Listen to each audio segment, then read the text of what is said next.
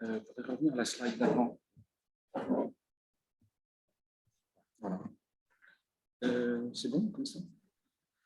Merci beaucoup, Sophie, pour ce magnifique écrin et cette introduction qui a à la fois rappelé l'itinéraire qui a été le mien, et c'est un peu une convention des présentations de conférenciers, mais en l'occurrence, c'est particulièrement pertinent parce que c'est vrai que la communication de ce soir me permet de revisiter des choses que j'ai parcourues depuis longtemps, et je suis très heureux d'avoir eu cette occasion de le faire parce que je suis allé rechercher des choses très anciennes sur lesquelles je suis retombé, que j'ai essayé de réintroduire rétrospectivement, etc. Et donc, c'est un petit peu de ça aussi que je vais parler ce soir. Donc, il y a ce côté personnel de la chose qui entrera particulièrement en écho à vos propos très, très généreux et très aimables.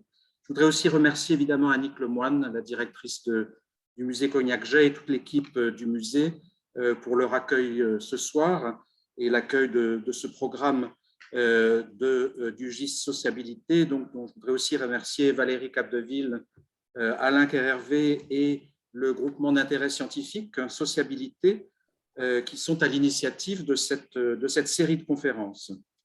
Et puis, je voudrais aussi remercier mon laboratoire de recherche, l'UMR LARCA, de l'Université de Paris, du CNRS, pour leur soutien indéfectible dans mes activités de recherche et de publication. Alors, ma conférence de ce soir fait écho effectivement à celle prononcée avant l'été, ici même ou à distance, par Michel Delon et Guillaume Farou, qui ont abordé la question du libertinage et des nouvelles formes de sociabilité dans la littérature et l'art français. La situation de l'autre côté de la Manche ayant, comme souvent, une généalogie et des logiques différentes, je voudrais commencer par clarifier un peu les divers termes de mon titre. Au sortir de plusieurs siècles où l'organisation sociale en Europe se résumait le plus souvent à une division aussi inégale qu'infranchissable entre la cour et le peuple, ce dernier étant considéré comme une masse indifférenciée, l'une des grandes contributions anglaises au déclenchement du siècle des Lumières, à partir de la glorieuse Révolution de 1688, fut la création et la promotion de nouvelles conditions permettant non seulement l'émergence de ce que l'on a appelé la sphère publique, mais aussi et surtout, ce sera mon propos ce soir, l'ouverture de nouveaux espaces autorisant justement l'expression individuelle, une expression individuelle érigée en droit, sinon en réalité, un siècle plus tard, à l'article 11 de la Déclaration des droits de l'homme et du citoyen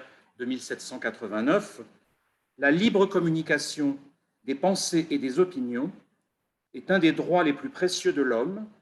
Tout citoyen peut donc parler, écrire, imprimer librement, sauf à répondre de l'abus de cette liberté dans les cas déterminés par la loi.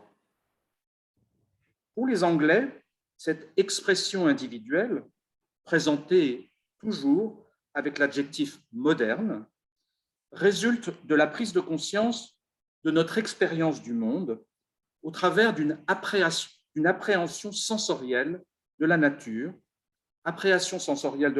et cette nature considérée comme la source et le fondement de toute connaissance objective.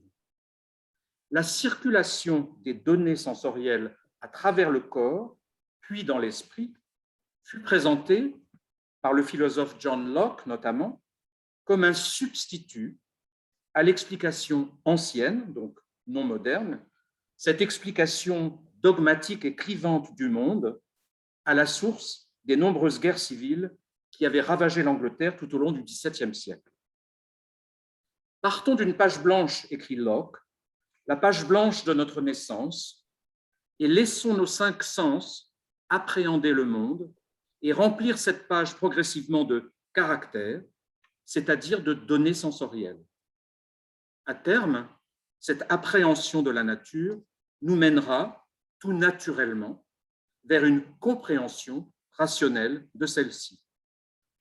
L'appréhension sensorielle mène à la compréhension rationnelle et la précède. En conséquence, le travail des sens et sa relation complexe avec les plaisirs de l'imagination, sur lesquels je vais revenir, devinrent l'une des préoccupations centrales des philosophes, mais aussi des scientifiques et des artistes. Et dans la seconde moitié du XVIIIe siècle, que l'on appelle l'âge de la sensibilité, conçut de plus en plus l'expérience sensorielle comme un contrepoint vital à la froide raison, le gothique proposant même, dans les dernières décennies, une remonétisation de l'obscur et des sensations fortes provoquées par l'inexplicable pour contrebalancer, voire enrichir, la lumière parfois aveuglante de la pensée rationaliste.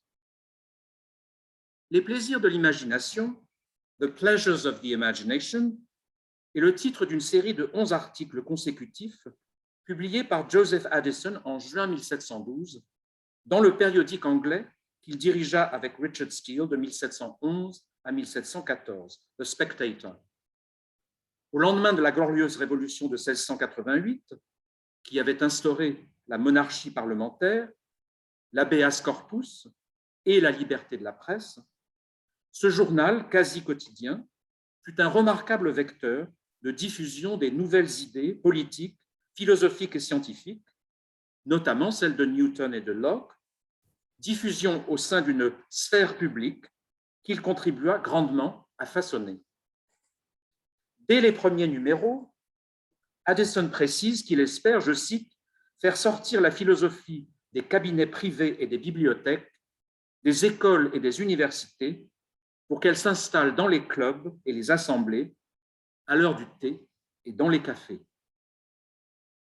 La série des plaisirs de l'imagination est un des textes d'esthétique fondateurs de la Grande-Bretagne des Lumières, dont on retrouve la trace tout au long du siècle, de Francis Hutcheson à David Hume, d'Edmund Burke à Lord Keynes.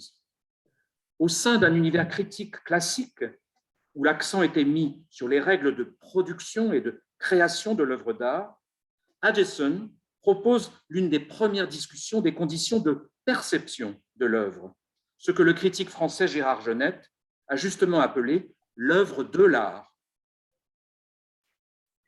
Tout ce qui est nouveau ou peu commun suscite un plaisir dans l'imagination parce que cela remplit l'âme d'une agréable surprise, satisfait sa curiosité et lui donne une idée qu'elle n'avait pas eue auparavant.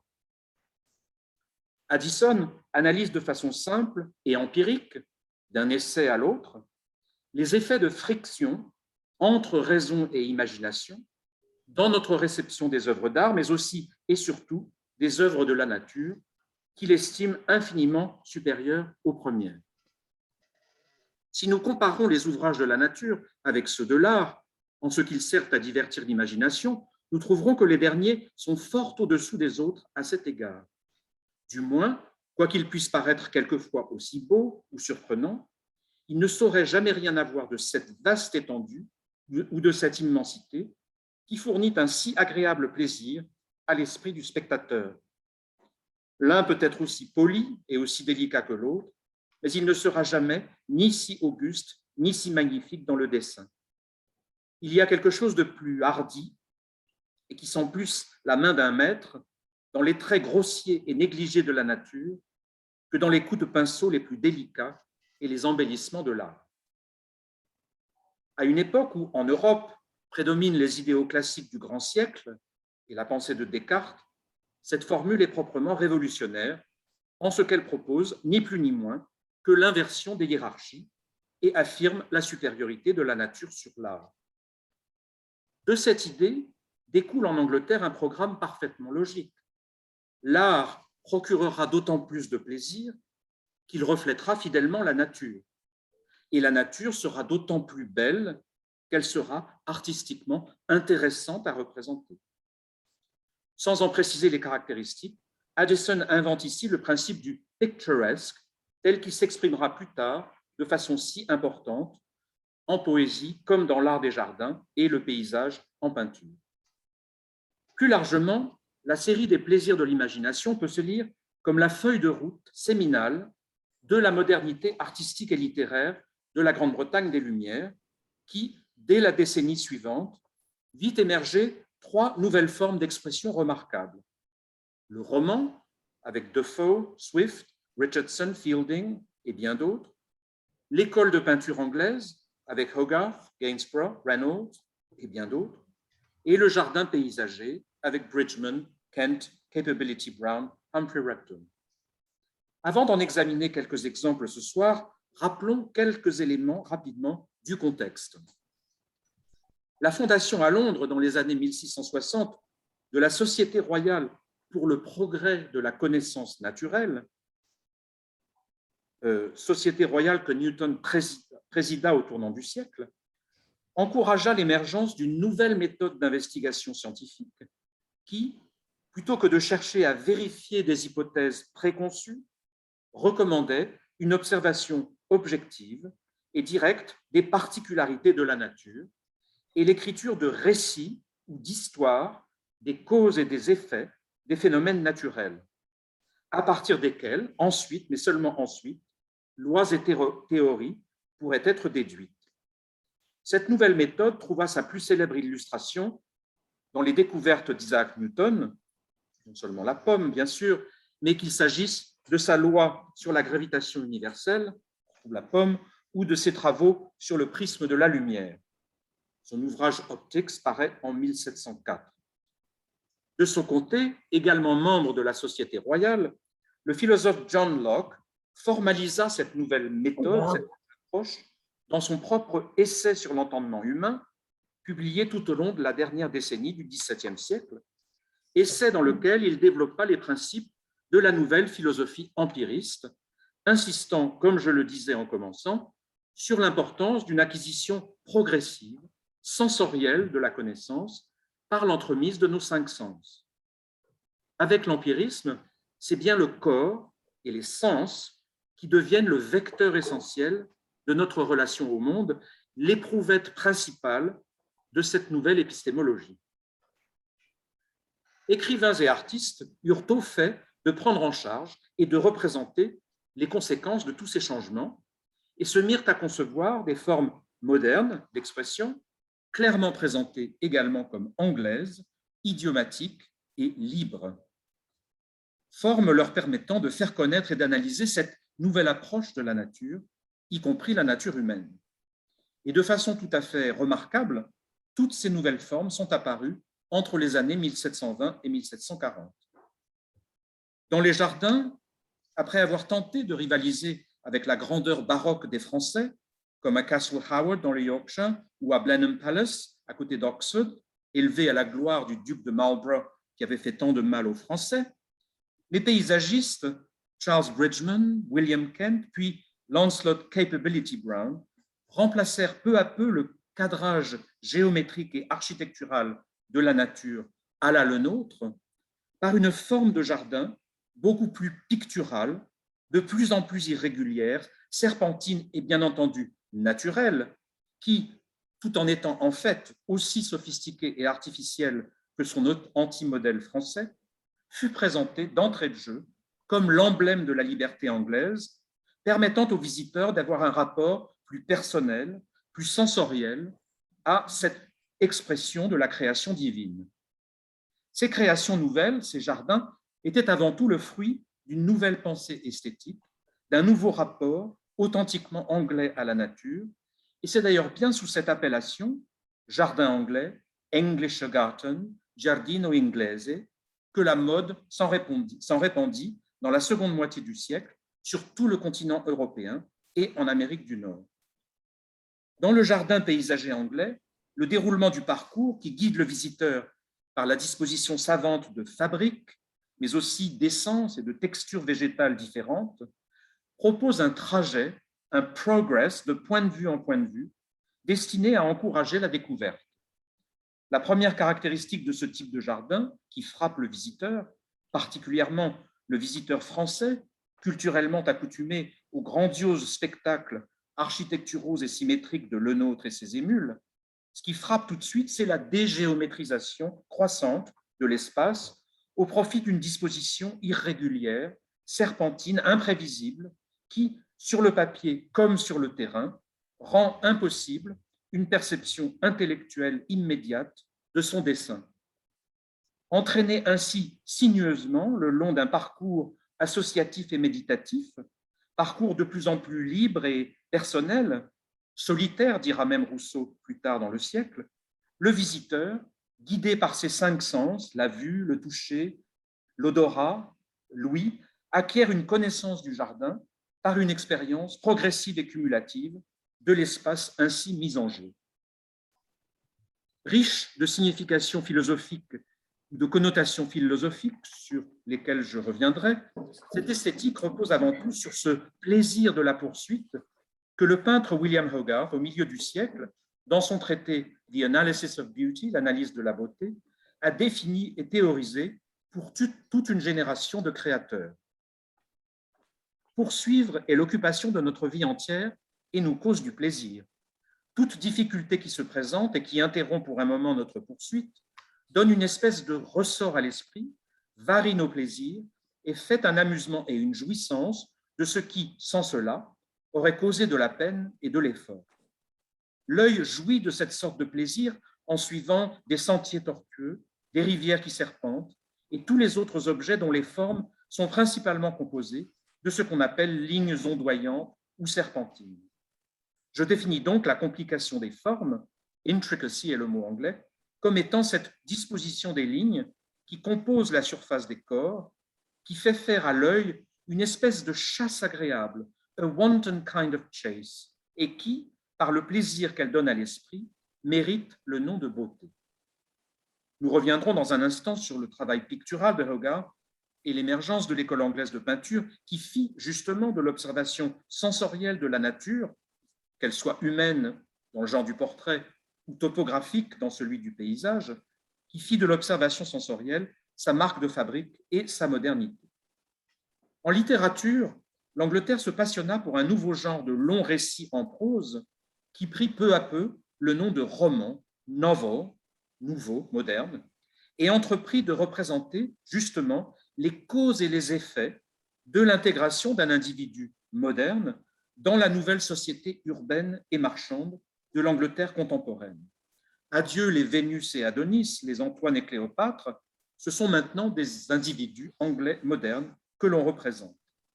Après les premières tentatives d'un Defoe pour raconter des histoires réalistes, Robinson Crusoe paraît en 1719, Mo Flanders en 22, Roxana en 24, Samuel Richardson, avec ses best-sellers Pamela de 1740 et Clarissa de 1748, développa la formule du roman épistolaire qui inspira tant Laclos pour ses liaisons dangereuses, pour examiner l'énergie frictionnelle dégagée par la confrontation de plusieurs points de vue contigus.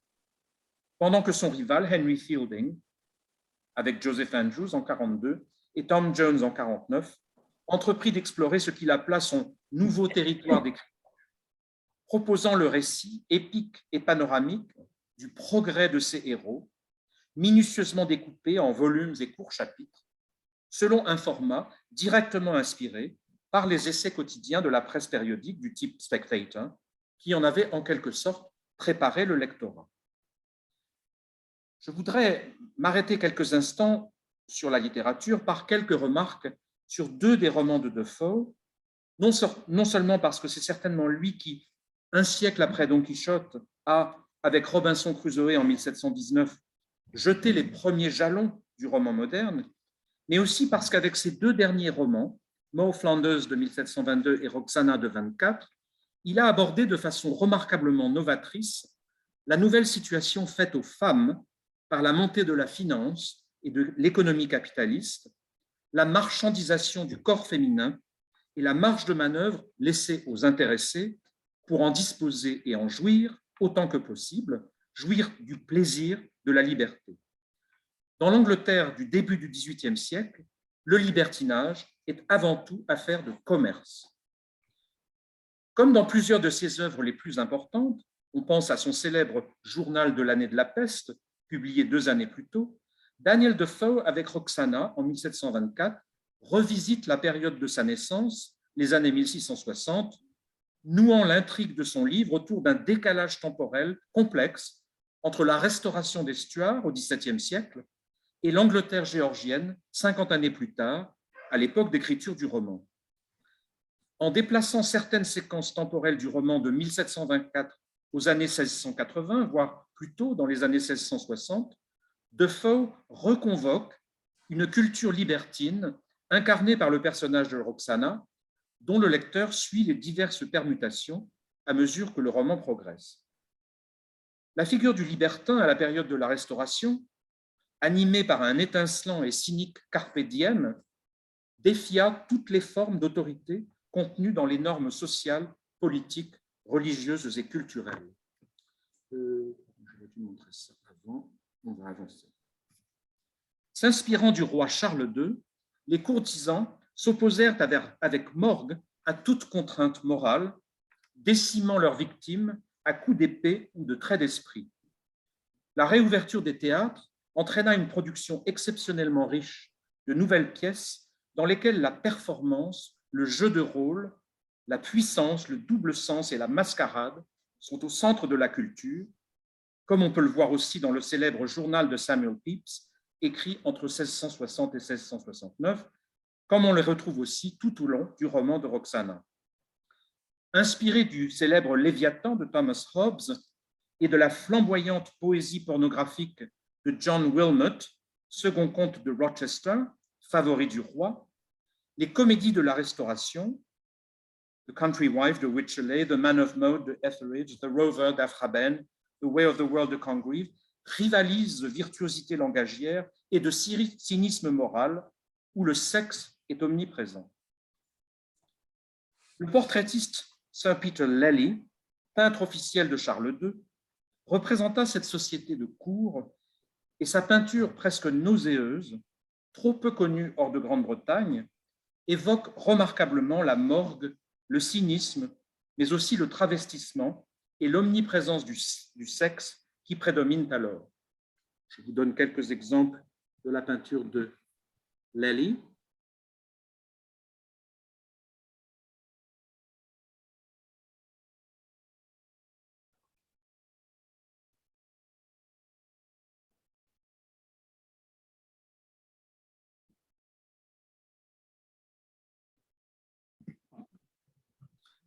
On pense que le personnage de Roxana est en partie inspiré de l'une des maîtresses de Charles II, Nell Gwyn, dont elle emprunte dans le roman jusqu'au surnom « la pute protestante ».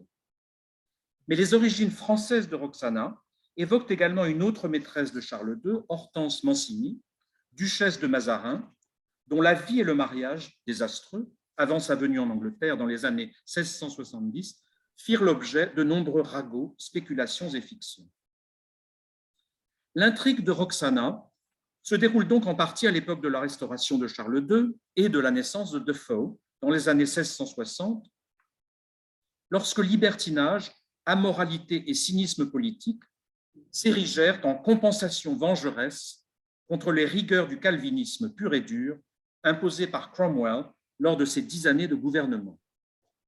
Le personnage protéiforme de Roxana permet de percevoir la complexité des changements radicaux qui eurent lieu en Angleterre au cours de ces décennies et la tension sous-jacente dans le récit de Defoe entre la Restauration puis la fin des années Stuart, à la fin des années 1680, et le début de l'Angleterre géorgienne vers les années 1720. De façon remarquable, le livre joue des antagonismes entre l'idéologie et les pratiques de la cour à la Restauration et les nouvelles valeurs progressistes des dissidents, cette communauté de protestants à laquelle appartenait Defoe, qui refusait d'adhérer à l'Église d'Angleterre, et des nouvelles classes moyennes, the middling sort, qui émergèrent grâce à la glorieuse révolution de 1688 et dont Defoe fut l'un des plus importants porte-parole. Les épisodes compliqués de la vie sexuelle et maritale de Roxana soulèvent la question controversée de la prostitution conjugale et ouvrent des questionnements importants sur les relations de genre et la perte de pouvoir des femmes par les lois sur le mariage. Au milieu du roman, à l'apogée de sa prospérité, Roxana refuse d'épouser un riche marchand et déclare que la nature même du contrat de mariage n'est rien d'autre que l'abandon de la liberté, de la succession, de l'autorité de tout à l'homme et de tout à l'homme, et la femme est en effet une simple femme pour toujours, c'est pour dire un esclave. Retournant à son profit le cynisme du libertin pour souligner et incarner le lien affolant pour les hommes entre prostitution et pouvoir, pouvoir féminin, Roxana stigmatise ce que la société appelle prostitution, mais qui en réalité signifie liberté sexuelle, seul moyen de ce que nos collègues anglo-saxons appellent son empowerment, ce que nos collègues canadiens ont traduit par son empouvoirment. Écrit par un homme avec un personnage central féminin, le roman Roxana explore de façon remarquable certaines des questions liées à l'autonomisation sociale et sexuelle des femmes, y compris, avec le retour de sa fille Susan dans la dernière partie du roman, les prétendues incompatibilités morales et pratiques entre cette liberté sexuelle et la maternité, questions qui restèrent au cœur de la culture britannique jusqu'à la fin de l'ère victorienne. Cette prétendue autobiographie de mademoiselle Belot, faite de l'histoire de ses nombreuses aventures à travers l'Europe, offre assurément le portrait d'une des plus flamboyantes libertines de la littérature anglaise, dont la contrition finale n'est que l'ambigu recadrage puritain d'un texte d'une remarquable audace. Sur la question du libertinage, le cas de Maud Flanders, de 2 ans son aîné, est beaucoup moins clair. Orpheline d'une mère criminelle et déportée, et d'un père inconnu, elle fait le récit rétrospectif des étapes successives de sa carrière de prostituée, The Harlot's Progress, comme William Hogarth la décrira en images, quelques années plus tard, carrière qui, d'amants en mari, de solitude en échec, l'amène peu à peu au vol à la tire, à la prison, puis à son tour à la déportation. L'un des traits les plus étranges de ce roman de Defoe est la façon dont il y examine les questions de sexualité, ce que nos collègues anglo-saxons appellent justement sexual politics. Au-delà des problèmes que peuvent poser aux lecteurs d'aujourd'hui l'attitude essentiellement mercenaire de Maud en matière d'amour et de mariage, ou, pire encore, son absence apparente de tout sentiment maternel envers une nombreuse progéniture discrètement abandonnée en chemin, il n'est pas toujours facile de reconstituer et de comprendre les changements complexes qui affectèrent la sexualité, même les rapports entre les sexes et le mariage dans les premières décennies du XVIIIe siècle en Angleterre. La première chose qu'il convient de rappeler, c'est la nouvelle situation que la montée du capitalisme faisait aux femmes, la position éminemment problématique qu'elles furent soudainement, en quelques décennies, conduites à occuper dans un nouvel environnement économique et social, celui de la grande cité moderne, aussi fascinant qu'impitoyable, et qui redistribua rôles et responsabilités entre les hommes et les femmes. Ceci permet de mieux cerner les stratégies empiriques de Maud et la façon dont, dans ce milieu où commerce et argent sont les indices de la modernité, elle négocie les questions de sexualité et de désir avec son corps pour seul capital. Defoe, on l'oublie parfois, est l'auteur de très nombreux textes d'économie. C'est ainsi que l'on pourra voir la façon dont Maud a recours aussi, pour rentrer dans cette économie, la façon dont elle a recours aux masques et aux leurres, soit pour attirer des maris potentiels, soit pour esquiver les conséquences de sa sinueuse vie sexuelle.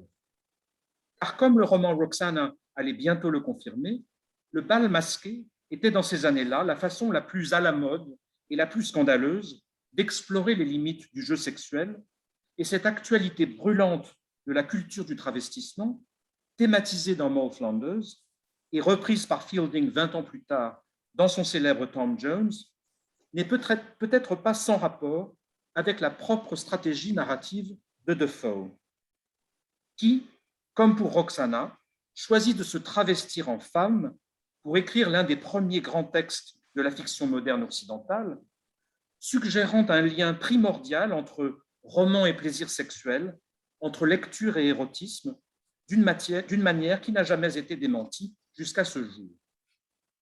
La vie urbaine, et en particulier La vie dans la ville de Londres, dont Defoe fut l'un des premiers à souligner le prodigieux développement, acheva de détruire les liens communautaires antérieurs et de séparer les gens en familles nucléaires financièrement indépendantes.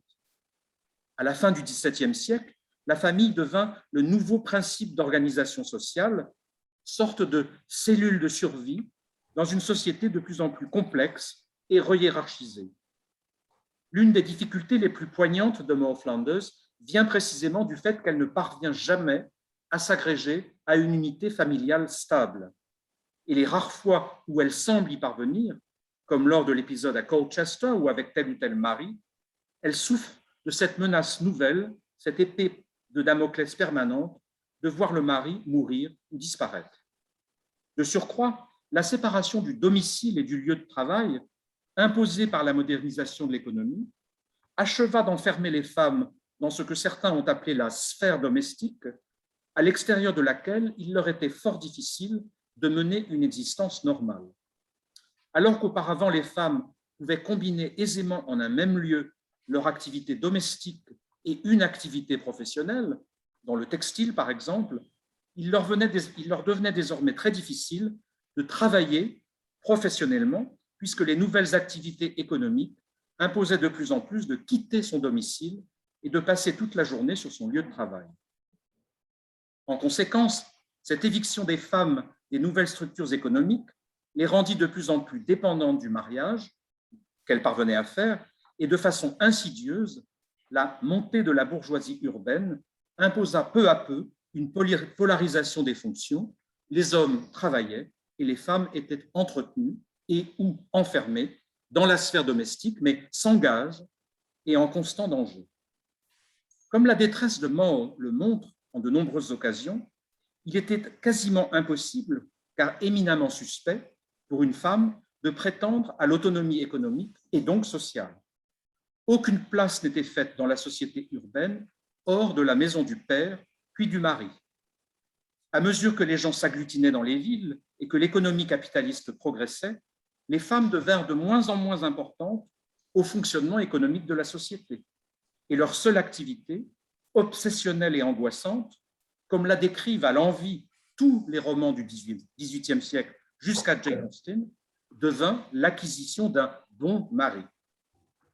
Maud est peut-être la première de ces héroïnes nouvelles, analysées par le genre lui aussi nouveau du roman tout au long du siècle, dont l'identité se définit quasi exclusivement dans le rapport qu'elle entretient avec les hommes et dans le combat qu'elle mène pour atteindre ce qu'on lui présente comme le bonheur et une quelconque forme d'autonomie personnelle dans un monde où les femmes sont entièrement sous tutelle.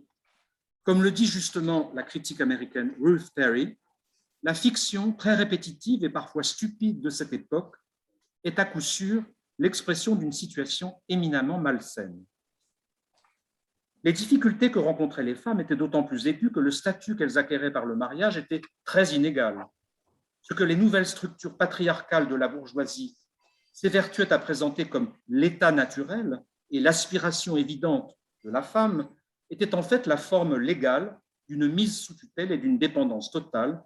Et ceci, clairement, nous invite évidemment à reconsidérer ce choix entre prostitution et mariage comme étant peut-être beaucoup plus complexe qu'il n'y paraît. Comme la contemporaine de Defoe, Lady Mary Wortley Montagu, le déclara, pour dire les choses franchement, il n'y a pas de lieu au monde où notre sexe soit traité avec autant de mépris qu'en Angleterre.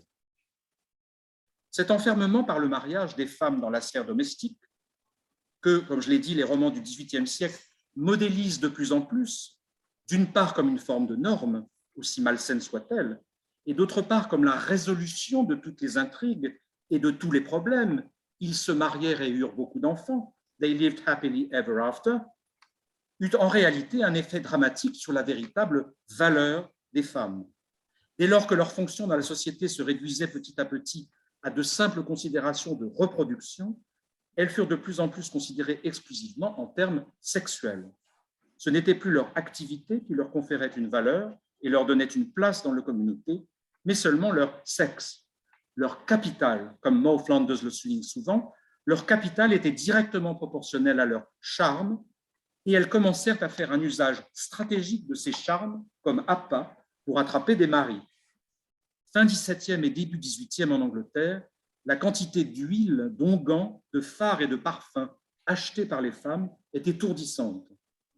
La façon dont Maud Flanders gère sa sexualité et son rapport avec les hommes, la façon dont elle fait le commerce de son corps, la manière assez bouleversante dont elle prend acte des conséquences désormais tragiques de son vieillissement, sa perte de capital, sont donc avant tout à lire dans ce contexte-là, à une époque où vivre sans famille et dans la ville était pour la femme de l'ordre de la mission impossible.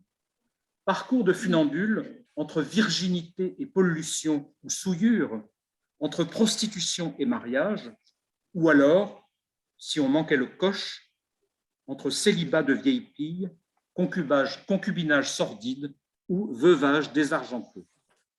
Comme on le verra avec l'histoire de la célèbre actrice Mary Robinson, ou comme on le constate avec les sœurs Dashwood dans Raison et sentiment de Jane Austen, à la fin du siècle, les choses n'avaient en rien changé. Vivre à Londres dans les premières décennies du XVIIIe siècle, au cœur ou à la marge d'un accroissement urbain qui fait parfois l'effet d'un cancer proliférant, le mot anglais growth signifie à la fois croissance et tumeur, avec son spectacle étourdissant de richesse et de crimes, de luxe faramineux et des misères sordides, magnifiquement mis en scène dans l'Opéra des Gueux de John Gay en 1728, repris dans l'Opéra de Katsu de Bertolt Brecht dans les années 1920, vivre à Londres, c'était à tout moment avoir conscience de la réalité du corps. Qu'il soit habillé de soie ou exposé dans les bordels, ce corps, qui, comme on l'a dit, était pour les empiristes considéré comme l'instrument clé de l'acquisition du savoir, le corps devint en quelques années le lieu central de tous les échanges. Contrairement à nombre de leurs contemporains, Swift et Defoe ne détournèrent jamais les yeux devant les réalités les plus sombres de ce fait nouveau et n'hésitèrent pas à imposer à leurs lecteurs le spectacle des exigences cachées du corps, de la défécation à l'orgasme, toutes ces choses que les dentelles et les soies les plus précieuses avaient parfois du mal à couvrir. Flanders, avant toute autre chose, le mot Flanders désigne une étoffe de contrebande fort recherchée, et Maud, comme Roxana, est constamment dans un exercice de déguisement. On connaît les remarquables travaux de Terry Castle sur ce qu'elle appelle la culture du travestissement en Angleterre au XVIIIe siècle.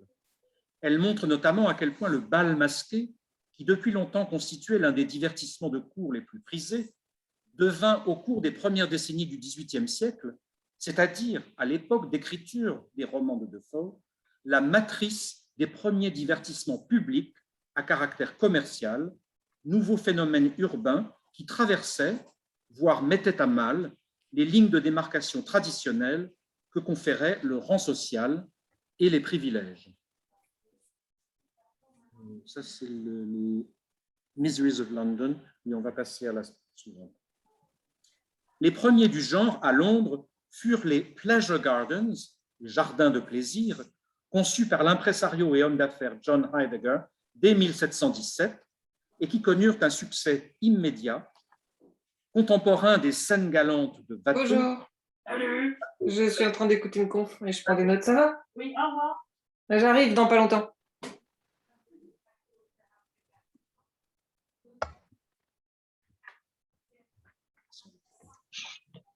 Contemporain des scènes galantes de Watteau, qui est présent à Londres dans ces mêmes années, ces jardins de plaisir inspirèrent une nouvelle forme de sociabilité dans des univers fictifs et multisensoriels où musique, gastronomie et peinture, c'est là que Hogarth expose ses premières scènes de genre, forment l'écrin d'un embarquement versitaire. D'ailleurs, plusieurs visiteurs de ces jardins de plaisir arrivaient déguisés en bateau par la Tamise, se croyant à Venise. L'attrait, la fascination même qu'exerçaient ces lieux peut s'expliquer par le fait qu'il s'agissait d'un phénomène à la fois public et clandestin, permettant la manipulation des apparences dans le but de simuler et souvent de mettre en œuvre des scénarios de fiction, comme le roman contemporain. Ce n'est donc peut-être pas une coïncidence si ce succès des Pleasure Gardens s'est produit dans les mêmes années que l'émergence des fictions modernes, puisque l'un comme l'autre se fondent sur une utilisation stratégique de la fiction pour permettre de connaître, de vivre des situations que, dans la réalité, dans la vraie vie, l'étiquette sociale et la moralité n'autorisaient pas. De façon intéressante, on trouve des descriptions de bals masqués dans la plupart des grands romans anglais de l'époque, chez Defoe, chez Fielding, chez Richardson, chez Smollett, qui tous l'utilisent comme le décor quasi conventionnel de scènes de séduction et d'adultère. Décrit à l'époque comme la nouvelle œuvre du diable, qui s'est affublé d'un masque pour tenter Ève, vilipendé comme un rassemblement libidineux organisé pour le progrès du cocufiage, ces mascarades supprimaient les retenues habituelles de la pudeur. Comme Fielding le fit remarquer dans son poème de 1728 intitulé The Masquerade, masquer son visage permet de démasquer son esprit. Les deux romans de Defoe ont partie liée avec cette culture du travestissement. Moe, comme Roxana, utilise des masques pour explorer des scénarios, séduire et goûter quelque peu aux fruits défendus. Quelle que soit leur situation, elles sont toujours en train de jouer un rôle, prétendant être ce qu'en fait elles ne sont pas, prétendant ne pas être ce qu'en fait elles sont. D'une aventure à l'autre, conscients du lien intime entre corps et argent, elles n'ont de cesse de consommer de nouveaux corps. À aucun moment du récit, qui se présente pourtant comme une autobiographie, elles n'avancent sans masque. On ne connaît jamais leur vrai nom, et cette stratégie leur permet de faire l'expérience de toute une série de liaisons transgressives jusqu'à l'inceste, dont la force subversive ne semble jamais les atteindre, puisque le déguisement en assure l'anonymat. Quel que puisse être le projet du livre par ailleurs, on voit bien que Defoe, dans ses deux romans, explore avec fascination l'émancipation sexuelle et l'indépendance, par ailleurs inconcevables, que le masque permet aux femmes. Le déguisement, de l'identité comme du langage, permet à Moe et à Roxana d'établir le contact avec des étrangers, de prendre l'initiative de la conversation, de toucher, d'embrasser des hommes inconnus, et au bout du compte, d'exprimer un désir et des pulsions sexuelles d'une manière qui transgresse radicalement ce que la moralité prescrit habituellement aux femmes.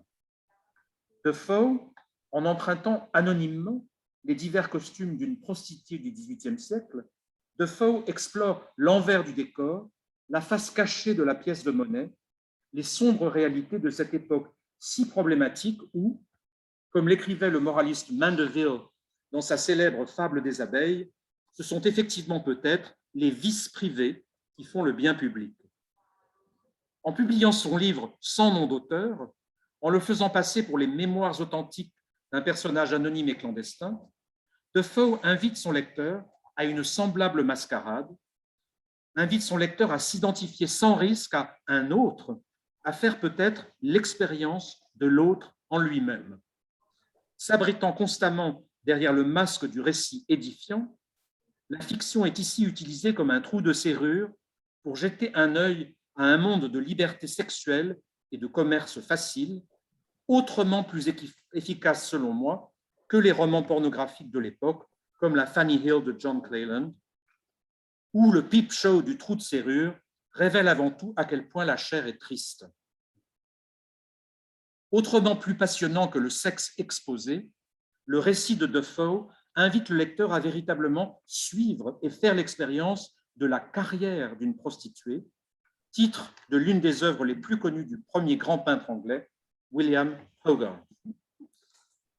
Les œuvres du peintre et graveur Hogarth sont autant de témoignages des nouvelles pratiques d'observation de la nature, et surtout dans son cas la nature humaine, prônées, comme je l'ai dit au début, par la nouvelle épistémologie empiriste. Par sa démarche artistique, il cherche à rendre compte notamment de phénomènes très physiques d'évolution, de progress, d'accumulation, et les nouvelles formes de représentation du réel qu'il propose, que ce soit le désordre visuel ou, comme vous le voyez ici, ces célèbres séries d'images, décrivent des expériences très corporelles de prolifération, de décomposition, analysées de façon très scientifique, très progressive, très scientifique, dans une dynamique toute newtonienne de cause et d'effet. Qu'il réalise des portraits de commande de notables en famille ou des scènes de genre à visée moralisatrice, ces images, toujours, tentent de saisir la réalité dans son mouvement et sa particularité concrète. L'accent est mis sur l'activité de perception et sur le plaisir de cette chasse agréable, vous vous souvenez de Wanton Kind of Chase, active et empirique, au sein même des images, et on en trouve l'expression la plus forte dans le choix que fit Hogarth d'adopter cette célèbre forme sérielle de représentation, ces séquences d'images. L'une des caractéristiques les plus étonnantes de son œuvre, en effet, est le nombre important d'œuvres qu'il a conçues comme des séquences dans lesquelles la progression, la carrière de ces personnages sont en quelque sorte démultipliées et déployées sur plusieurs images qui se font suite. Le principe fonctionnel de la série est illustré de manière très pédagogique dans le bien nommé ensemble de deux images, avant et après, dont le sujet un peu cru joue habilement sur le thème de la séduction. Je vous en montre d'abord les deux versions peintes, celle-ci du Fitzwilliam Museum de Cambridge en extérieur et un zoom que vous pourrez faire chez vous si vous voulez à partir de mes images permet de constater qu'on aperçoit assez distinctement les parties génitales des personnes concernées. Et au Getty de Los Angeles, la version intérieure, deux séries à usage très privé, des commandes privées pour des collectionneurs. Et on voit bien qu'ici, on n'est pas du tout dans un érotisme à la Boucher ou à la Greuze. On est ici dans une sorte de body joke, une sorte de schoolboy prank qui est plutôt destiné à faire rire qu'à émoustiller d'une façon érotique. Il en va tout à fait différemment, et l'expression d'une masculinité un peu sec, on dirait en anglais, et un peu déplaisante et un peu simpliste. Il en va assez différemment dans la version gravée sur laquelle je vais m'attarder un instant, parce qu'elle est, selon moi, beaucoup plus intéressante. L'effet visuel et moral de l'œuvre résulte en fait de la confrontation des deux images et de l'humour contenu dans ce faux suspense, dans l'habile rétention d'informations. Le titre de la première image est clairement programmatique, Before. Il ouvre un espace d'attente, voire d'impatience, et invite à une lecture temporelle de gauche à droite. La seconde image, par contre, clôt brutalement la phrase sur une note de frustration, After. Parallèlement, la chute suspendue de la table de toilette, qu'on appelle vanity en anglais, dans la première image, chute qui préfigure métaphoriquement celle de la jeune fille, a pour effet de souligner l'interruption artificielle du passage du temps par l'artiste. On voit ici, vous voyez la chute en suspension, de même que la chute effective de cette table dans la seconde image permet au spectateur voyeur de découvrir dans le rayon déplacé du soleil une seconde image de Cupidon au mur, désormais hilar d'avoir réussi à, je cite, tirer son coup. Il cherchait à allumer un feu d'artifice, il y est parvenu. Enfin, le récit du chien. Attendez, peut-être si on met les deux côte à côte.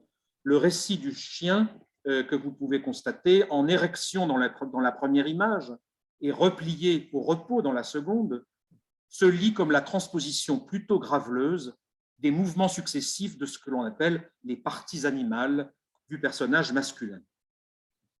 Mais bien entendu, on se rend aussi vite compte qu'il manque l'image centrale, cet espace laissé vide que l'imagination du spectateur, qui n'en manque pas, est invitée à investir. Dans sa définition de la ligne de beauté,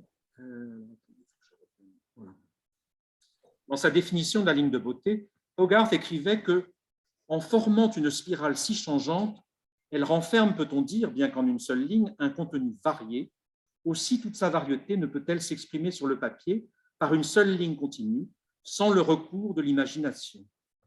Observées côte à côte, les deux images, par les deux positions du couple, forment une sorte de V suggestif qui semble pointer de façon accusatrice ou tentatrice vers l'interstice entre les deux images, ce présent de la narration, cet espace que l'imagination voyeuriste du spectateur est en train de remplir de détails explicites. les deux temps de la narration, avant et après, créent une tension qui, un peu comme la dissonance en musique, appelle une résolution. C'est le même principe dynamique qui informe la structure et la perception des séries les plus élaborées de Hogarth. Ainsi, l'espace ouvert entre les planches 1 et 2 de la carrière d'une prostituée implique la corruption tragique de la jeune paysanne, corruption dont Hogarth laisse au spectateur le soin d'imaginer les détails. La nouveauté de Hogarth a consisté à introduire davantage de variété et de complexité dans la structure simple de Before and After, en proposant la représentation des rebonds successifs du destin. La carrière d'une prostituée, comme la carrière du roué, de Rake's Progress, sont des histoires naturelles, toutes newtoniennes, de causes et d'effets. Et en fait, on pourrait dire qu'il s'agit de avant, toujours l'image 1, avant, et puis après, et après, et après. Et c'est une succession tragique qui mène le plus souvent à la mort. De même, dans Mariage à la mode, la première image sert de déclencheur à toute une série de contre-coups, de ce qu'on appellerait des after effects en anglais, et leur découverte progressive par le spectateur, invité à opérer les connexions, à fournir les chaînons manquants, produit un remarquable effet de pathos qu'admirait tant Diderot dans l'œuvre de Jean-Baptiste Greuze, le fameux Hogarth français. On pense notamment à ces deux tableaux célèbres du Louvre, Le Fils ingrat et Le Fils puni, de 77 et 78.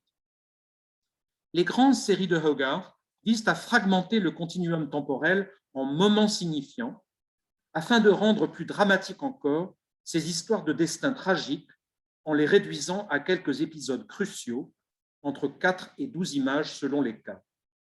Chacune de ces histoires, sans parole, représente les quelques choix d'Hercule de ces personnages, réduisant la pantomime de leur existence à une séquence d'un laconisme tout à fait terrifiant. Avatar laïque et cynique des stations du chemin de croix, ces trajets mènent inéluctablement à la folie ou à la mort.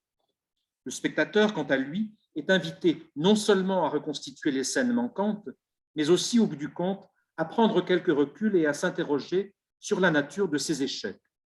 L'acquisition séquentielle d'expériences, on retrouve Locke, l'acquisition séquentielle d'expériences et de connaissances est bien davantage l'affaire du spectateur que celle des personnages, à qui aucune chance ne semble être laissée d'effectuer justement le moindre progrès.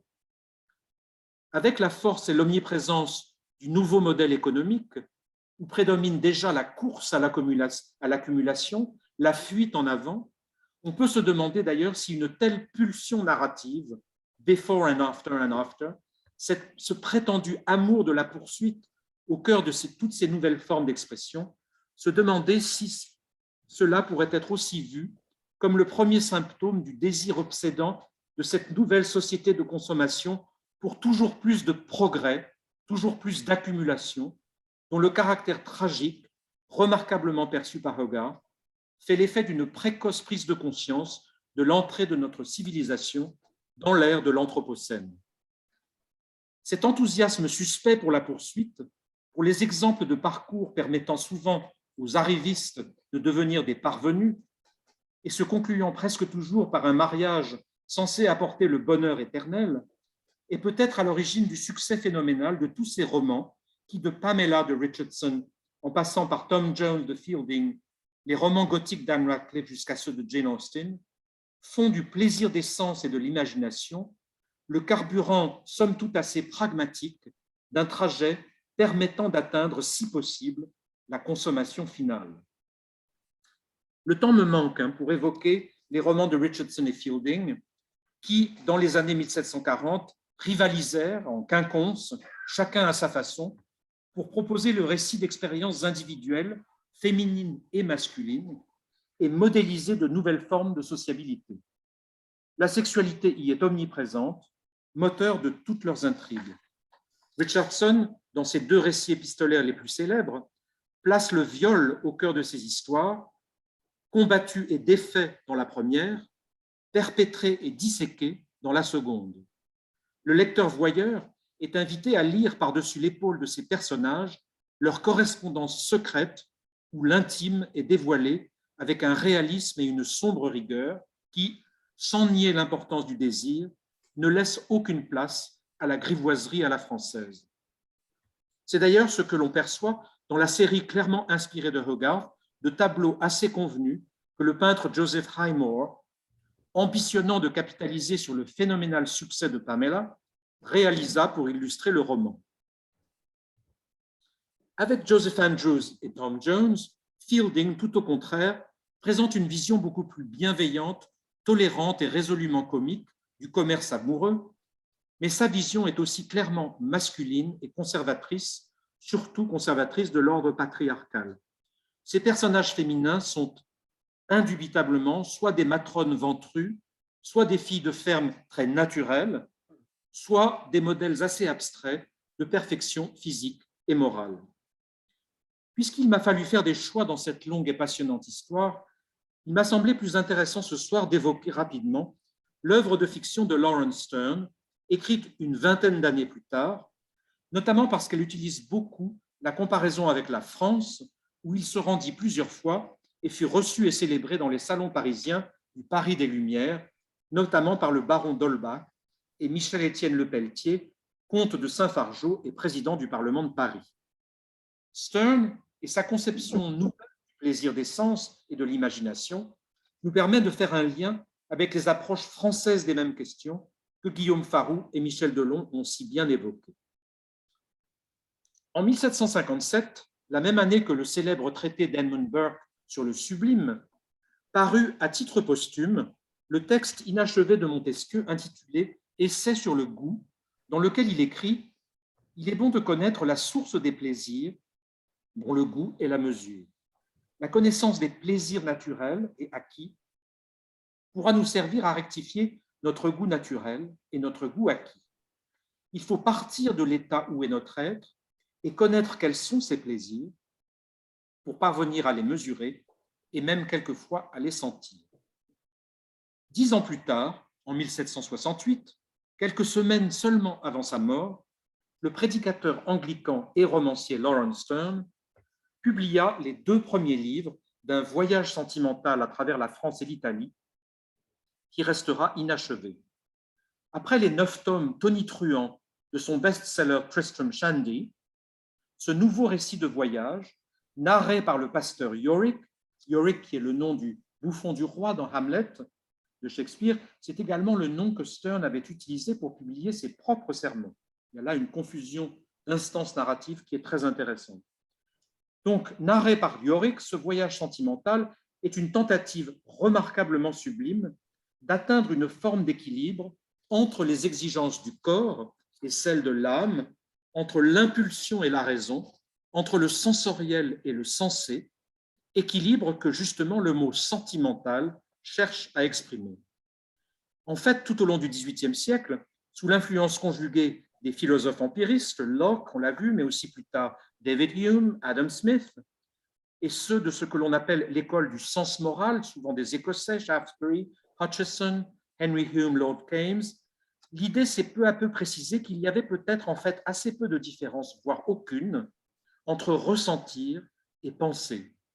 Dans les années 1760, qui nous offrent de façon intéressante de nombreuses représentations d'hommes en train de pleurer sans honte d'ailleurs, il était communément admis que les sentiments privés du cœur étaient les principaux inspirateurs du comportement moral de l'homme, qu'à travers les sensations agréables que nous tirons de nos actions bienveillantes, du fait que nous nous sentons aimés, nous arrivons à comprendre les avantages privés qu'il y a à retirer d'une vie publiquement et activement vertueuse. Dans ces éléments de critique, Lord Keynes a défini le sentiment comme, je cite, une pensée suscitée par la passion.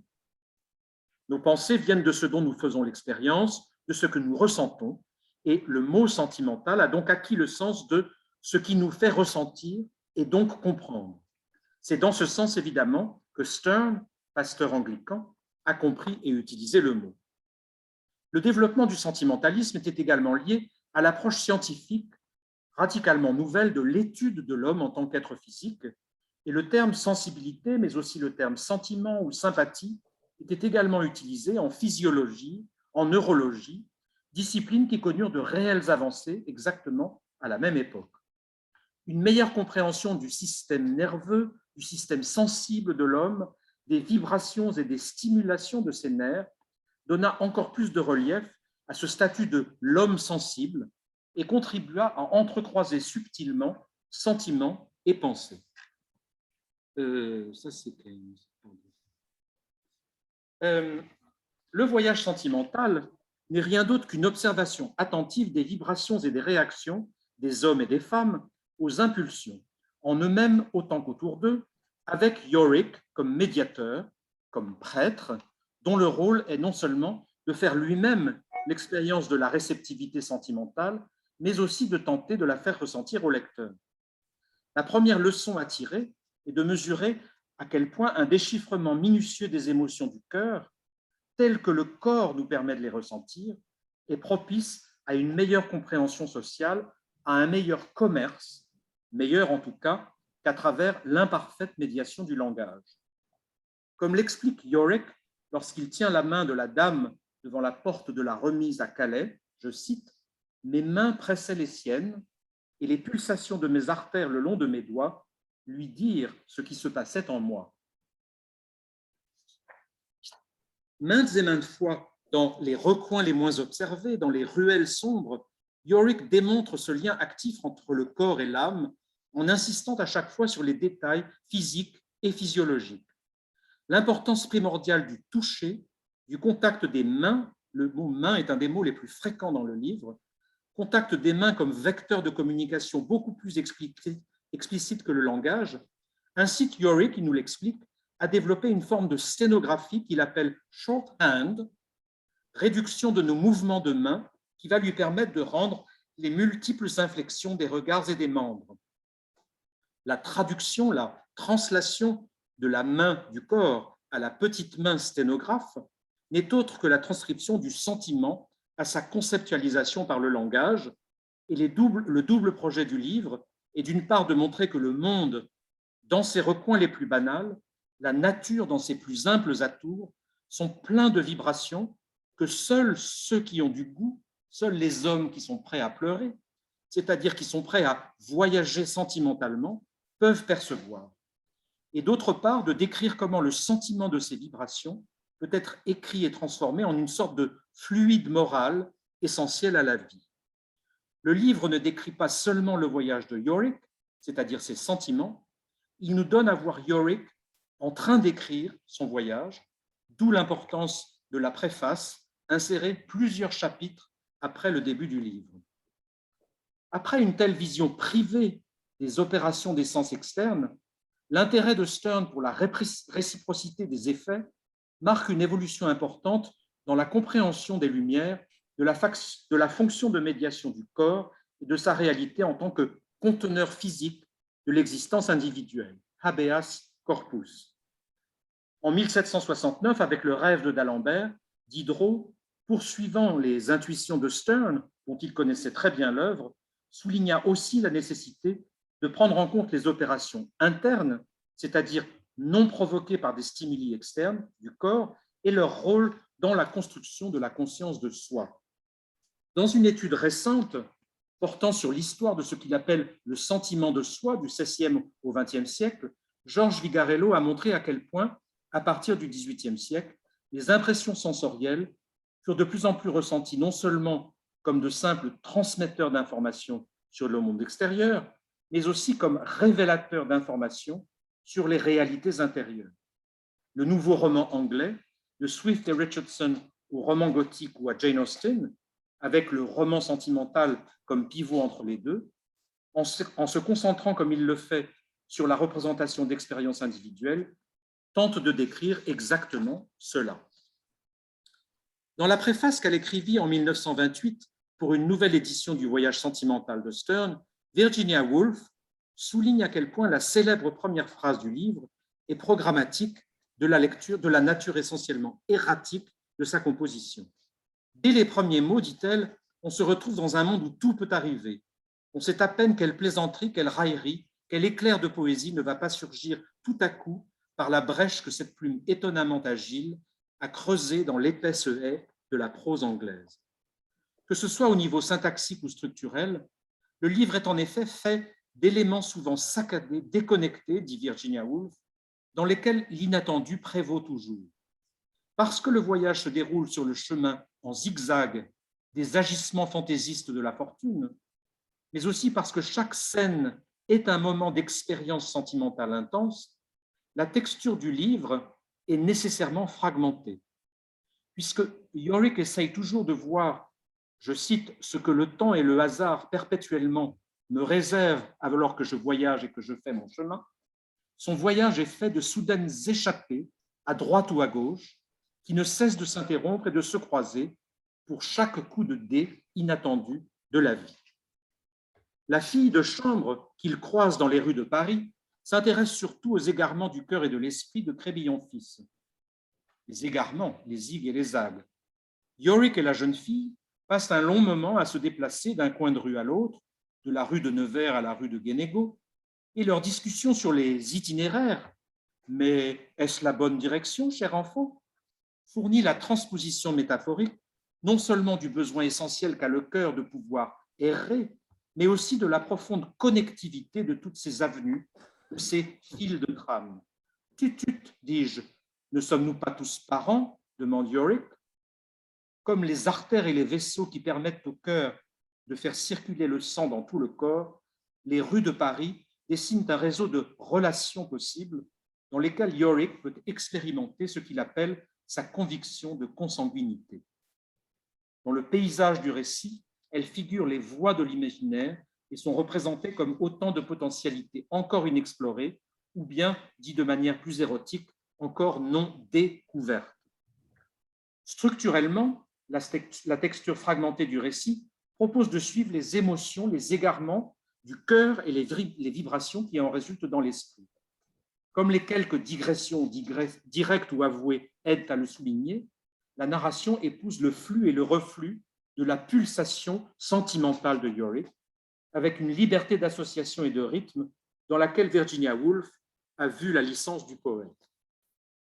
Sterne, qui, comme Diderot, constamment recherche un ton naturel, spontané, conversationnel, se refuse absolument à ordonner son matériau en intrigues astucieusement conçues, avec débuts et fins, before and after, avec résolution finale des tensions initiales. La vie n'est tout simplement pas faite comme ça. La tension émotionnelle et ses conséquences sur le comportement sont essentiellement de nature erratique et suivent la logique interne de nos sensoriums privés. Tant dans ses histoires individuelles que dans l'ensemble du cadre, le livre évite les questions de début et de fin en nous invitant à comprendre leur manque de pertinence. Une fois que le corps a commencé à ressentir, seule la mort interrompra ses vibrations sur cette terre. Anne Jessie Vincent, dans son étude sur la sensibilité du XVIIIe siècle, a remarqué à quel point Sterne, dans Le Voyage sentimental, a substitué au récit de voyage traditionnel, à l'exploration du monde extérieur, l'introspection du monde intérieur, du sentiment intime, tel que celui-ci est justement médiatisé par le corps et les sens. Comme elle l'écrit, pour Yorick, être en quête d'aventures mélancoliques signifie être en quête de sensations exquises. Dans Le Voyage sentimental, non seulement la sensation est l'unité de base de l'expérience, elle remplace l'aventure comme unité de base du récit. Au-delà de ce que peut être la nécessité pragmatique d'une telle privatisation de l'expérience pour des raisons de décence, comme l'écrit prudemment Virginia Woolf, je cite, « Il y a dans ces rapports une intimité qui permet à certaines choses de fuiter sans encourir de reproches qui, si elles avaient été dites en public, auraient été d'un goût douteux. » Le recours de Sterne à l'intime est en réalité constitutif de la forme de voyage qu'explore le livre. La composition du voyage en une succession de vignettes intimes s'appuie sur de nombreux dispositifs qui contribuent à créer l'atmosphère si particulière du livre. Les décors sont réduits au minimum et l'attention du lecteur est constamment attirée, comme chez Chardin, par quelques objets expressifs qui sont soudainement amenés à vibrer sous le regard de Yorick. On pense à la tabatière du moine, à l'échange de tabatière avec le moine, au mouchoir du pauvre honteux, au petit carnet souillé de la fleur, aux gants de la grisette, aux clous rouillés du prisonnier à la Bastille, à la petite bourse ou au livre de la jolie fille de chambre, la croix du pâtissier, le mouchoir de Maria, etc. De même, communication et conversation sont réduits à l'essentiel, tels des précipités d'expérience. Avec les dames, quelques mots vibrants, tissés en dialogue minimaliste et une sensibilité très attentive aux mouvements intimes du corps, tels qu'ils peuvent être ressentis à travers les flux et les reflux d'un pouls ou les teintes délicates d'une joue en train de rougir. Avec les hommes, des conversations délicates également, avec leur ponctuation de larmes, de sortir de mouchoirs, de soupirs, de révérences, dont l'essentiel du sens circule entre les lignes. Une telle intériorisation du discours, une telle privatisation de l'expérience sont perceptibles dans le schéma récurrent de certaines des principales scènes du livre. Yorick le pasteur, c'est-à-dire le prêtre, le médiateur, le médium, je l'ai dit, fait l'office de traducteur de cette expérience de l'extérieur vers l'intérieur, comme instrument de l'entreprise de Stern pour créer cette intimisation de l'expérience qui avait été la principale préoccupation de ses prédécesseurs en fiction, Richardson et Fielding. On l'a vu avec Addison, le propos du discours esthétique s'était déplacé des conditions de création vers celles de la perception. Et les récits de fiction anglais, la littérature anglaise du XVIIIe siècle, sont principalement concernés par la production d'effets. Avec le roman sensible proposé par Stern, la fiction devient encore plus un instrument destiné à provoquer des sensations, susciter des vibrations, parfois presque pour elle-même. Dans Le Voyage sentimental, Stern utilise l'érotisme à la fois en écho à la vogue sentimentale de l'époque et pour explorer de nouvelles formes de communication entre l'œuvre et ses récepteurs, mais l'accroche, le teasing sentimental, érotique, est aussi pour lui un moyen d'explorer les limites de la représentation artistique et d'aller au-delà de simples prouesses d'artificialité délibérées, comme on en trouve page après page dans Tristram Shandy. Au lieu de cela, la vibration de l'érotisme lui fournit de nouvelles manières de représenter, de rendre la tangibilité des scènes toujours palpable.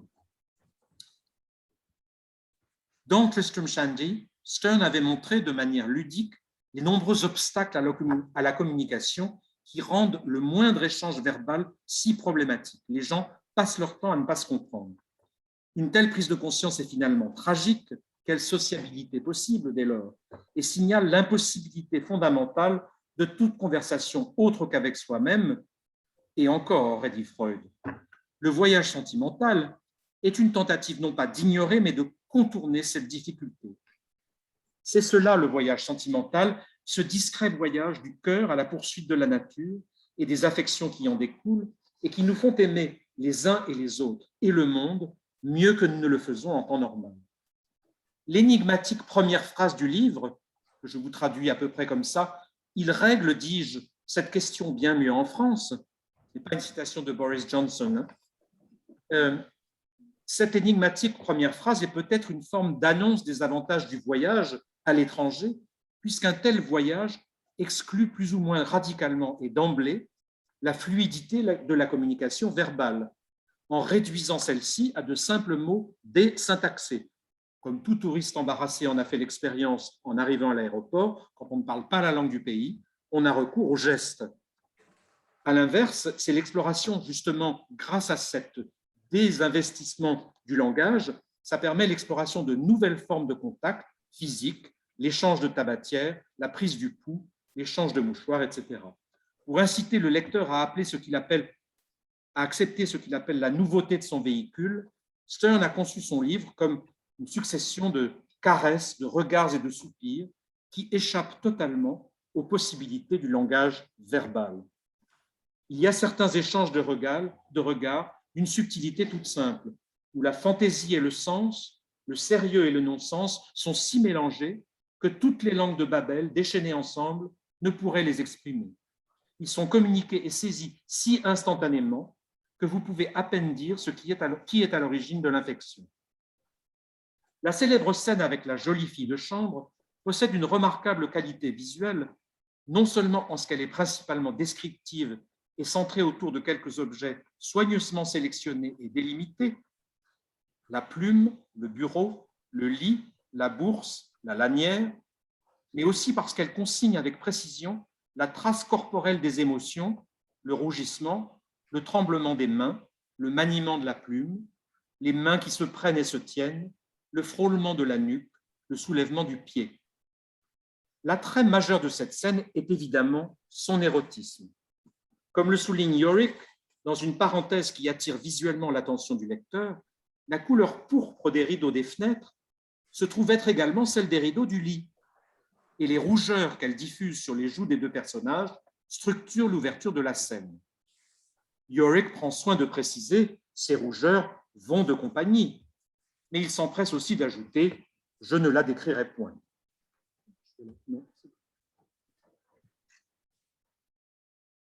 Ce que nous avons principalement ici, c'est le duo de deux corps qui réagissent comme des instruments de musique aux vibrations l'un de l'autre. La charge sexuelle de leur rencontre est déplacée de manière suggestive par Sterne sur les objets métaphoriques qui les symbolisent, à la fois dans leur capacité professionnelle et sexuelle, Yorick et sa plume, la fille de chambre et sa bourse. Elle vient dans sa chambre pour l'aider à son écriture, et lorsqu'il se montre trop nerveux pour se servir de sa plume, elle lui offre l'encre dans laquelle puiser. Le dialogue minimaliste est en soi un chef-d'œuvre de double entendre. « Mais ma chère, je n'ai point de carte, lui dis-je, pour écrire. Qu'importe, écrivez, dit-elle naïvement, sur toute autre chose que ce soit. Ah, je fus tenté de lui dire, je vais donc l'écrire sur tes lèvres. Mais je périrais, me dis-je, si je fais cela. L'utilisation de sa plume conduirait Yorick à une forme de petite mort. Les quelques autres paroles prononcées sont de la même veine. La façon dont Yorick joue avec la bourse de la fille de chambre est animée de la même tension, tension rendue tangible textuellement par l'usage abondant des tirets et syntaxiquement par l'ambiguïté de la référentialité du pronom « elle ». Il faut, dit-elle, que je vous montre la petite bourse que j'ai faite ce matin pour mettre votre écu. Elle chercha dans sa poche droite, qui était de mon côté, et la chercha pendant quelque temps. Ensuite dans sa poche gauche, et ne la trouvant point, elle craignait de l'avoir perdue. Je n'ai jamais attendu une chose avec autant de patience. Enfin, elle la trouva dans sa poche droite et l'en tira pour me la montrer. Elle était de taffetas vert, doublée de satin blanc piqué, et n'était pas plus grande qu'il ne fallait pour contenir l'écu qui était dedans.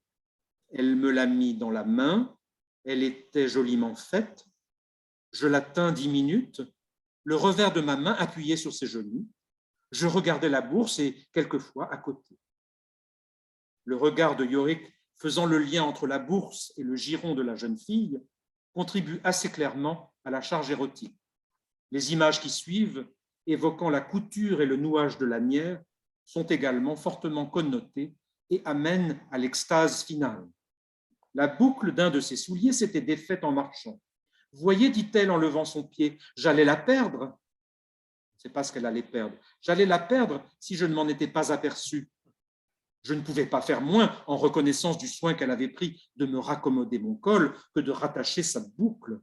Lorsque j'eus fini, je levai l'autre pied pour voir si les boucles étaient placées l'une comme l'autre. Je le fis un peu trop brusquement et la belle fille fut renversée. Et alors, comme le chapitre suivant qui s'intitule « La conquête » essaie de nous le faire croire, cependant le paroxysme est exclusivement celui de l'épisode. Et Yorick conclut cette scène, nous dit-il, non seulement en raccompagnant chastement la fille à la porte et en lui donnant un innocent baiser, mais aussi en réprimandant le lecteur pour son incapacité à résister à l'envie d'imaginer une quelconque consommation.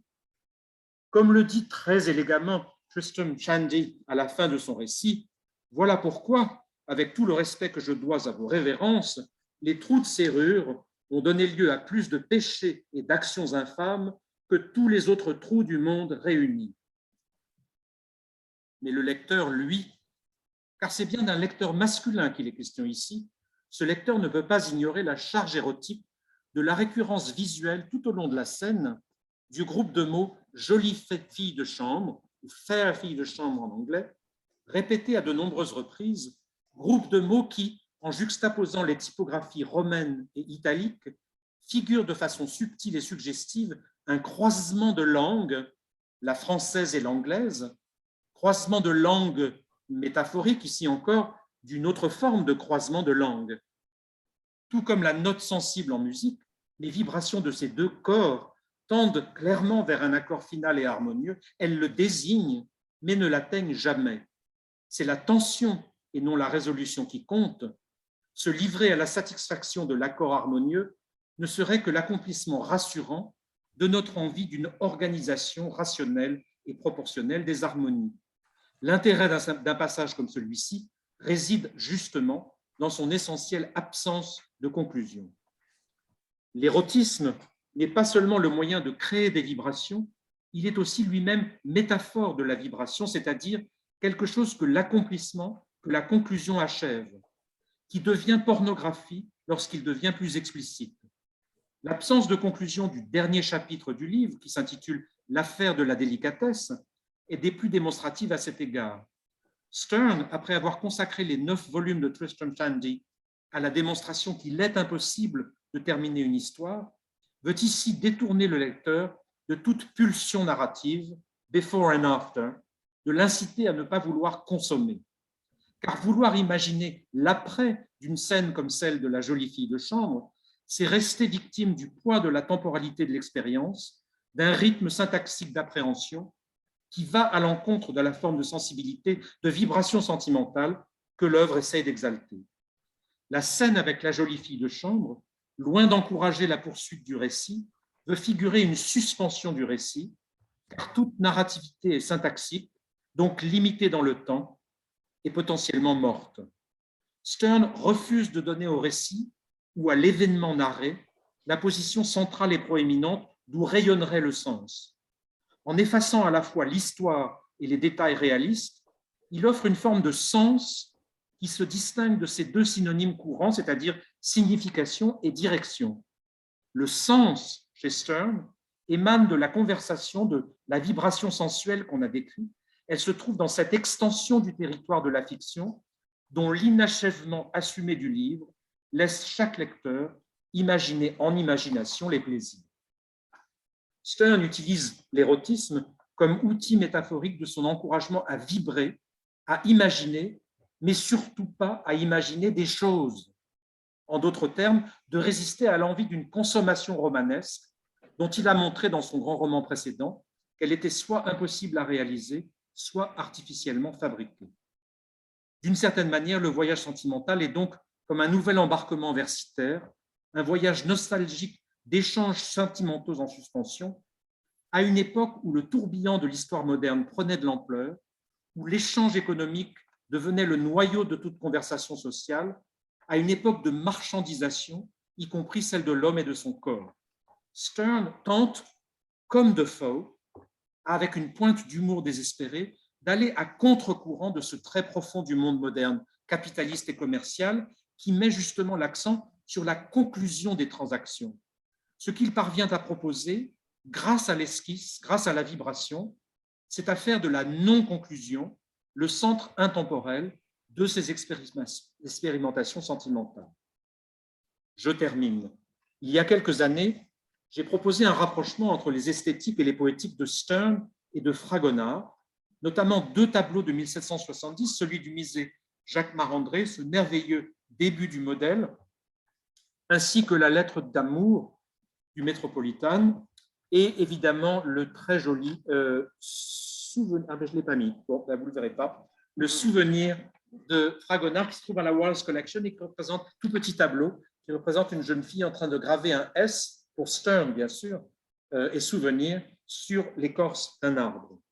Pour conclure ma présentation d'aujourd'hui, mais rester dans le domaine anglais cette fois-ci, puisque c'était ma mission, je voudrais suggérer une comparaison avec un autre artiste contemporain de l'écrivain, le peintre Gainsborough. Né en 1727 dans le joli petit bourg de Sudbury, dans le Suffolk, Gainsborough a reçu sa première formation à Londres avec le dessinateur français Hubert François Gravelot et a ensuite développé patiemment son travail de portraitiste, d'abord dans le Suffolk, puis à partir de 1759 à Bath, où toute la bonne société londonienne venait passer l'été, avant de finalement devenir le premier portraitiste adulé de Londres vers la fin des années 1770. Un peu comme Sterne, Gainsborough se plaît à bousculer les attentes a exercé son art avec la même insolente liberté. La texture même de sa peinture est ludique, paradoxale même, en ce qu'elle nous invite à nous méfier de ce que nous voyons, comme ici. Ces tableaux laissent apparaître toutes sortes de traces de l'artiste, de marques picturales qui soulignent leur picturalité.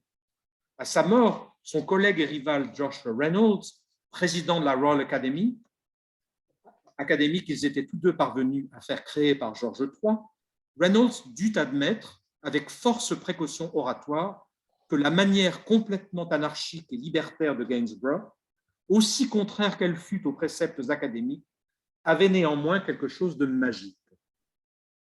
Ces étranges rayures et marques, qui, à un examen attentif, sont si observables dans les tableaux de Gainsborough, et qui, même pour les peintres expérimentés, semblent plutôt l'effet d'un accident que d'un dessin, ce chaos, cette apparence grossière et informe, par une sorte de magie, à une certaine distance, prend forme et toutes les parties semblent tomber à leur place. L'esthétique de ces peintures, réalisées à l'aube de la période romantique, trouve son origine aux premières décennies du XVIIIe siècle, à l'époque d'Addison, par laquelle nous avons commencé. Le peintre qui inspire l'univers visuel de Gainsborough est assurément Watteau, qui fit un bref séjour à Londres en 1719, où il était venu consulter le docteur Richard Mead, l'un des médecins les plus réputés de l'époque, grand admirateur de l'œuvre du peintre. Watteau mourut 2 années plus tard, sans doute de la tuberculose, mais son passage à Londres laissa une marque importante, notamment par l'entremise de Philippe Mercier, arrivé d'Allemagne à Londres en 1716 à la suite de la cour allemande des Hanovre, et qui servit sans doute d'assistant à Watteau lors de son séjour dans la capitale anglaise. Les scènes mystérieuses et allusives de Watteau représentant des couples dans des parcs, aux chorégraphies énigmatiques et à l'érotisme esquissé, définissent un style trompeusement qualifié de décoratif, connu sous le nom de rococo. C'est grâce à son maître, oui, j'aurais pu déjà passer ça, pardon, passons à la suivante. C'est grâce à son maître Gravelot que Gainsborough apprit à connaître ce style dont il put percevoir l'ironie sous la surface fantomatique. Le parc imaginaire du rococo est socialement ambigu. Les gens qui défilent en belles robes peuvent être des dames ou des prostituées, les arlequins qui les courtisent, des seigneurs ou des serviteurs. On l'a vu à Londres, les bals masqués, les jardins d'agrément, les pleasure gardens de Vauxhall, de Ranelagh, de St. James Park, transposition urbaine des scènes galantes de Watteau, bourgeoises je dirais même, étaient de nouveaux espaces de sociabilité où l'argent des nouvelles classes marchandes pouvait brouiller les identités de classe, où monde réel et monde imaginaire se superposaient en un complexe et volatile jeu de rôle. Au début des années 1770, lorsqu'il était à Bath, Gainsborough côtoya les Linlay, célèbre famille de musiciens, qui lui commanda plusieurs portraits, par exemple celui des 2 filles de la famille, les sœurs Linlay, qui étaient chanteuses, très proches du milieu du théâtre. Dans son tableau, Gainsborough les transforme en nymphes magnifiques dans une pastorale brillante, satinée et fantastique, et tandis qu'Élisabeth détourne le regard, Mary établit un contact visuel direct avec l'artiste et au-delà avec nous, d'un regard franc, intense, peut-être troublant.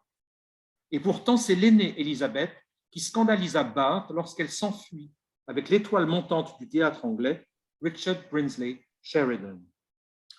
Je vais y revenir dans un instant. Comme dans les vignettes très visuelles et tangibles de Stern, l'intimité dans les portraits de Gainsborough est souvent troublante. Je vous en montre 2 exemples. Surtout des petites filles. On retrouve le rougeoiement des joues et ce regard intense que j'évoquais à l'instant. Voilà. Pourtant, comme chez Stern, les portraits de Gainsborough sont toujours imprégnés d'une profonde tolérance, d'une générosité exempte de toute pruderie moralisatrice. Lorsqu'une douzaine d'années plus tard, Gainsborough peignit un grand portrait solitaire de Elizabeth Linlay Sheridan, il offrit à la tristesse résignée de son modèle toute la douceur d'un splendide écrin de nature. Devenu député, désormais aussi célèbre en politique qu'au théâtre, Sheridan, comme bien des hommes de son époque, accumula les maîtresses et les dettes tout en retirant son épouse de la scène publique, en mettant un terme à sa carrière de chanteuse.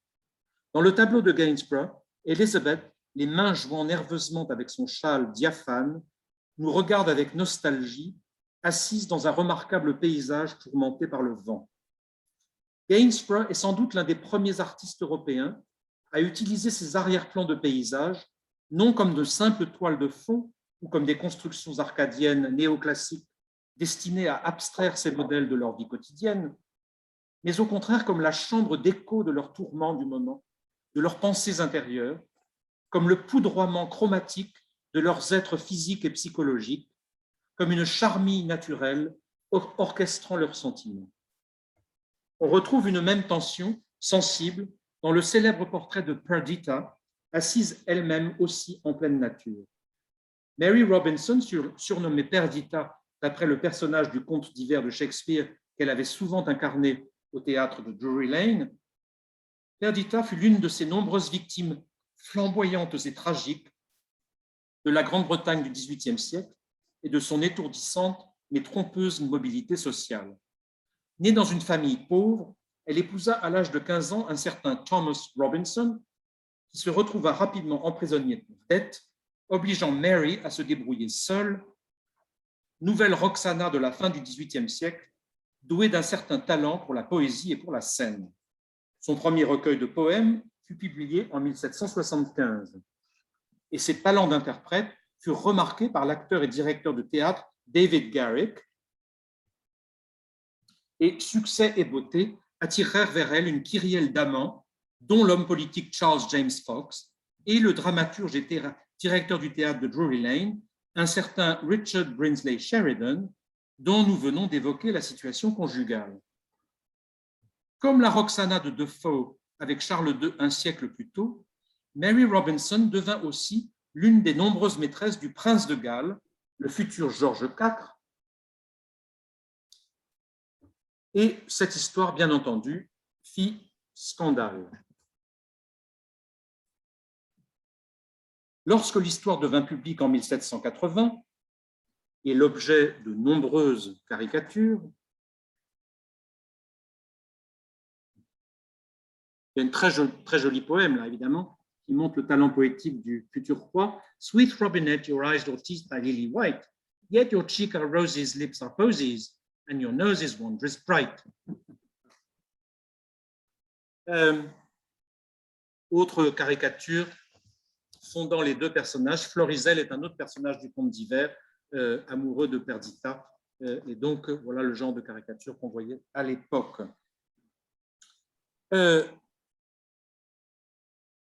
Le portrait de Gainsborough est une commande du prince, mais lorsque Gainsborough le termina, leur histoire était terminée. George avait une nouvelle maîtresse et Perdita, elle, avait tout perdu. Sa carrière d'actrice était anéantie, elle s'était massivement endettée et devint le jouet d'une triste série d'amants passagers. Le portrait de Gainsborough est une peinture étrange, capiteuse. Mary Robinson semble abasourdie, absente, sonnée, abandonnée contre son gré dans un royaume de fantaisie. La minuscule touche carmin du portrait miniature du prince de Galles qu'elle tient dans sa main droite semble infiniment distante, désormais, du carmin de ses propres lèvres. Le portrait lui-même semble sur le point de tomber comme le portrait de George qu'elle a dans la main, semble sur le point de tomber comme une feuille morte. Les fameuses rayures que lui reprochait Reynolds permettent ici à Gainsborough d'insuffler à son tableau une énergie nerveuse que renforce la froideur des bleus et des verts. La nature s'harmonise aux sentiments de la jeune femme, non comme un quelconque décor rococo, mais comme le prolongement chromatique de cet échange empathique entre l'artiste et son modèle. L'art de Sterne et de Gainsborough nous offre peut-être l'apogée et la quintessence de cette approche anglaise des plaisirs de l'imagination tels qu'Addison les avait décrits au début du siècle.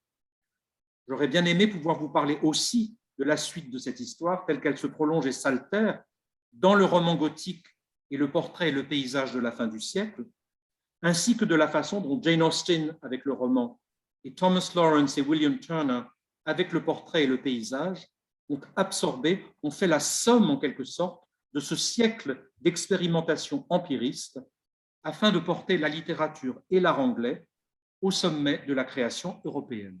Je vous remercie.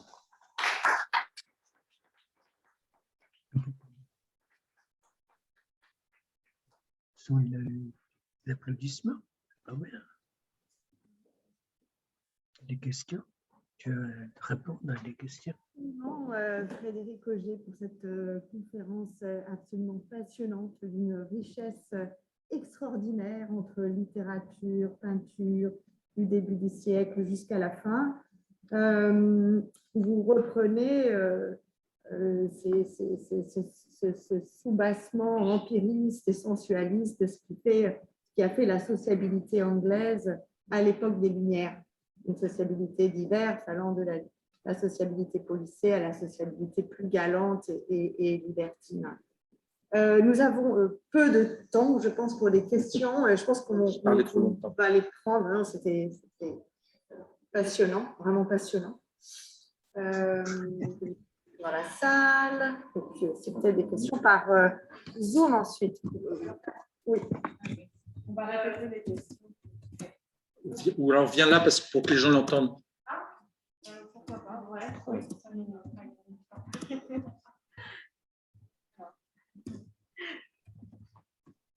Alors, il faut que je me mette. Viens là, viens là.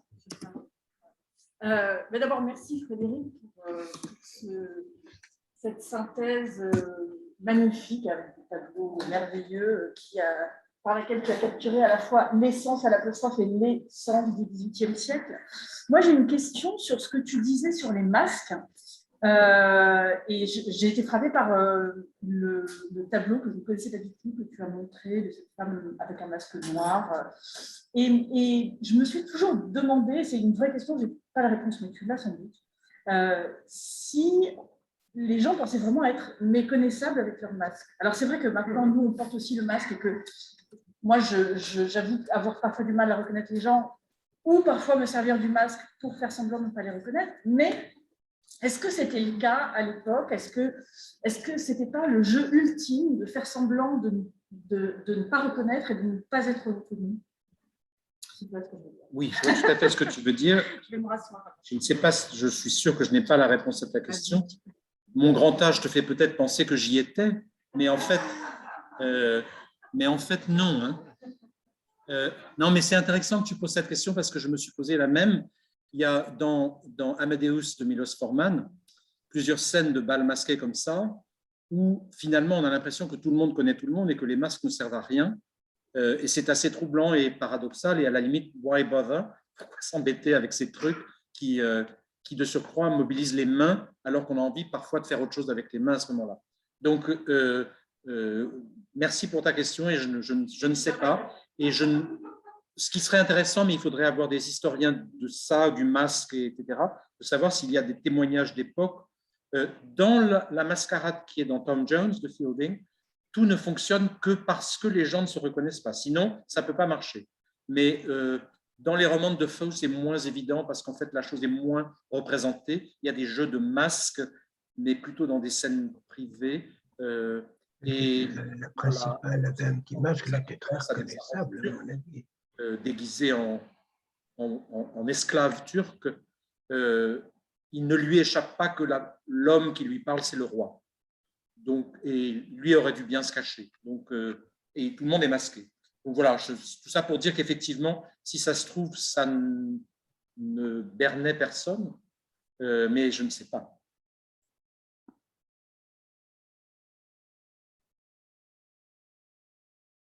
Bon, les gens sont épuisés. C'est juste pour que les zoomers puissent... J'ai juste appelé là. On est parti. Non, dire voilà. C'est une question très simple. Qu'est-ce que tu voulais dire par la grivoiserie française en opposition avec Compagnie? En Angleterre, ce n'est pas grivois. Oui, la question qui est posée, c'est de savoir ce que j'ai voulu dire par la grivoiserie à la française ou française. Je pense qu'il suffit de descendre à l'étage au-dessous pour apporter une réponse à la question.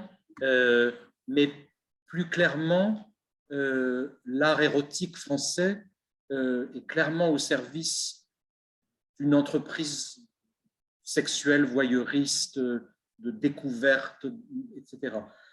Dans le domaine anglais, peut-être parce qu'il y a cette culture protestante qui se méfie quand même beaucoup du corps et qui est plus prude, le rapport au corps est plus complexé et de ce fait bascule vite vers la farce. Je disais schoolboy pranks, c'est-à-dire qu'on en fait un truc un peu gras pour pouvoir en rire et supprimer la gêne, supprimer l'embarras.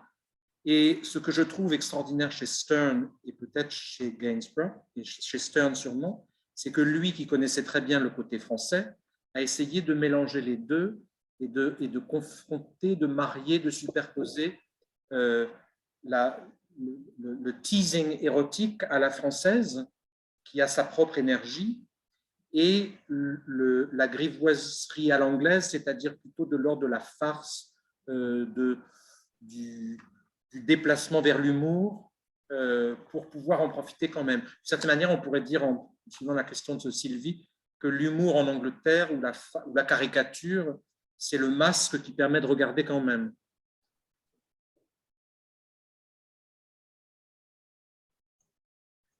Une question qui rassemble aussi plusieurs fils de votre présentation que j'ai absolument adoré. Tu cliqueras là quand tu auras fini. Mary Wollstonecraft. Dans la Scandinavie, on a un voyage sans titre. C'était l'ancienne amante de nous aussi le gothique. Et non, je ne pense pas. Donc, quoi veux-tu que j'ai enregistré? Le mouvement de la que vous avez proposé, est-ce que vous pouvez nous la situer par rapport à différents éléments du sentimental, justement, par exemple, à la fin du XVIIIe siècle, puisque ce voyage a lieu en 1795 et publié en 1796. Elle-même cite justement, sans y faire référence explicitement, la phrase de Defoe dans Roxana en disant que le mariage est une prostitution légale. Conjugale, ouais. Voilà. Et puis, on connaît après combien elle a été vouée aux gémonies peu de temps après sa mort. Absolument. Oui, Mary Wollstonecraft a payé cher de son corps les libertés qu'elle a cru pouvoir prendre avec la sexualité, et notamment avec cette immense déception où elle va en France, elle assiste à la Révolution française, elle a un amant, bref, c'est mai 68, quoi. Et en fait, il ne s'intéresse plus à elle, et tout s'écroule. Elle rentre en Angleterre où elle est hyper condamnée parce que ça ne se fait pas d'avoir fait ça, etc. Enfin bref, elle a vraiment payé cher sa vie.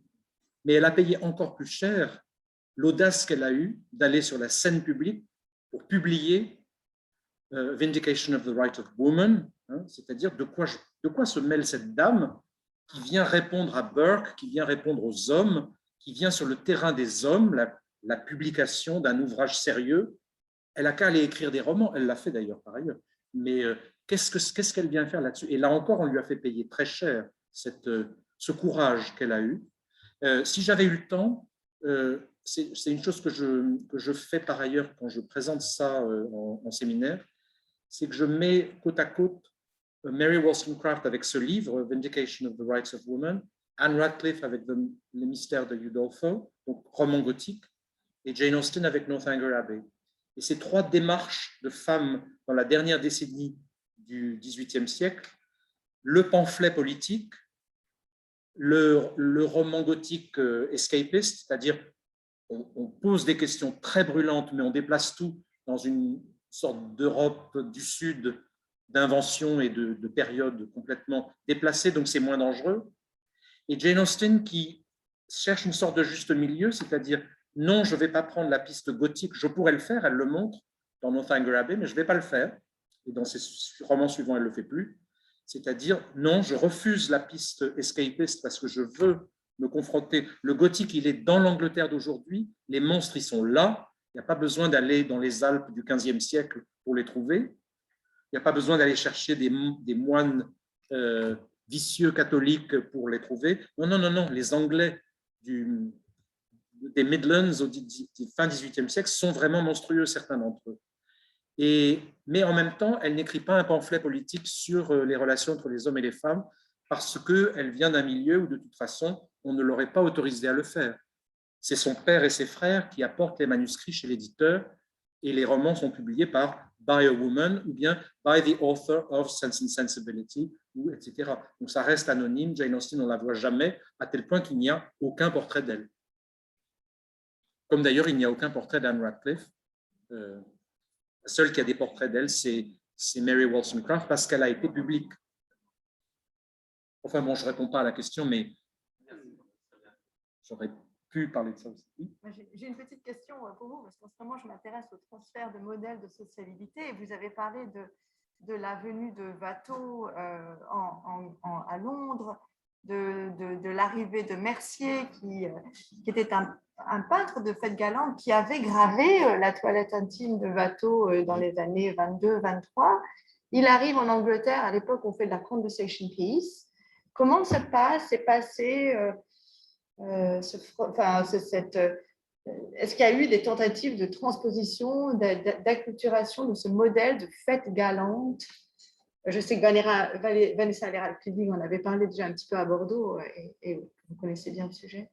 Oui, c'est une question compliquée. On n'aura pas le temps d'en parler vraiment ce soir. Cette influence des fêtes galantes sur la montée de la peinture de conversation, la façon dont à partir d'un genre un peu fantasmagorique, rêvé, on passe à un genre très bourgeois de représentation de groupe où les gens, au lieu de se balader dans des parcs à imaginer un autre monde, sont là à prendre le thé ou à jouer aux cartes ou à faire de la musique ensemble.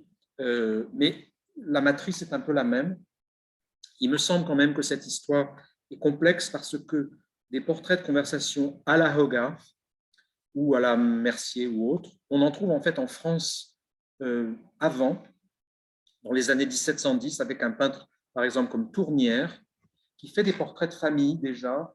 Alors, c'est difficile de les appeler des familles bourgeoises parce que le terme est complètement impropre à l'époque, mais c'est clairement pas des aristocrates, c'est des gens qui sont plutôt des clercs, engagés dans une vie prospère, mais pas de l'aristocratie. Et on le représente dans des activités inintéressantes. Donc, c'est surtout leur convivialité, leur conversation qui est le sujet. Et je crois qu'on ne sait pas bien comment ces œuvres sont connues de part et d'autre de la Manche, quels sont les échanges et comment se passent finalement les filiations. C'est vrai que Mercier, il arrive d'Allemagne, où il a beaucoup vu de la peinture française, et quand il arrive dans les années 1716-17, je ne me souviens plus exactement, il n'y a pas encore vraiment de conversation paintings en Angleterre. Donc, il assiste aussi à la montée de ça. Et je pense que comme c'est un très bon peintre, Hogarth s'y intéresse pour ça.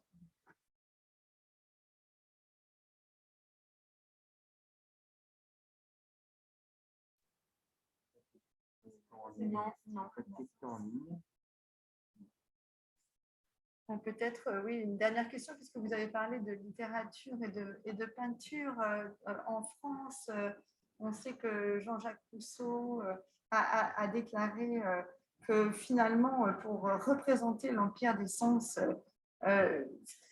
finalement, il n'y avait que la peinture qui arrivait à donner véritablement forme à cet empire des sens, à ce culte de l'amour. Qu'en pensez-vous pour ce qui est de l'Angleterre, une espèce de paragonée entre la peinture et la littérature? Le peintre Dora aussi disait la même chose en France à l'époque. Voilà. C'était encore une fois, vaste question. Je pense que là encore, il y a une différence profonde de sens donné au mot plaisir. Le plaisir côté français, il relève du premier étage, là d'ici, et c'est vraiment un plaisir des sens très hédoniste. Le plaisir des sens, le plaisir de l'imagination en Angleterre, comme d'ailleurs l'approche qu'ils ont de la peinture, c'est une approche scientifique et sérieuse. En tout cas, voudraient-ils le dire et le croire.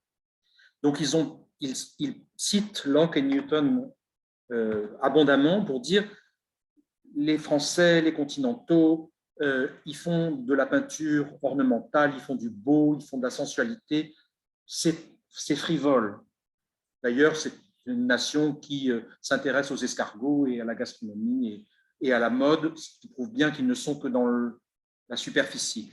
Nous, on aborde ces questions-là de façon sérieuse à partir de la philosophie, de la science, et donc le plaisir, il vient de la vérité. C'est-à-dire quand on reconnaît dans un texte de littérature, dans un poème, dans une peinture, quelque chose de notre nature, de notre monde, et qu'on le comprend mieux grâce à cette peinture, on se dit « Ah oui, d'accord, là je comprends mieux, et donc la peinture m'a aidé à mieux comprendre ». Donc on est vraiment dans une démarche épistémologique qui me semble complètement absente, enfin pas complètement parce qu'il y a Diderot quand même, mais Diderot fait le lien entre les deux cultures. Mais il me semble que la conception française de la peinture, qui de surcroît est beaucoup plus ancienne, hein, la peinture française elle a plusieurs siècles au compteur, la peinture anglaise elle n'a rien, elle n'a que des étrangers avant. Lely que j'ai montré, qui est extraordinaire, mais c'est un Hollandais. Il y a eu Van Dyck, il y a eu Holbein, il y a eu tout, mais tout ça, c'est des étrangers. Donc, les Anglais ont une sorte de déficit. Et donc, pour se lancer dans la peinture, ils se placent du côté du vrai plutôt que du côté du beau. Et il me semble que le sens qu'ils donnent au mot plaisir voilà, se distribue, se répartit de cette façon-là.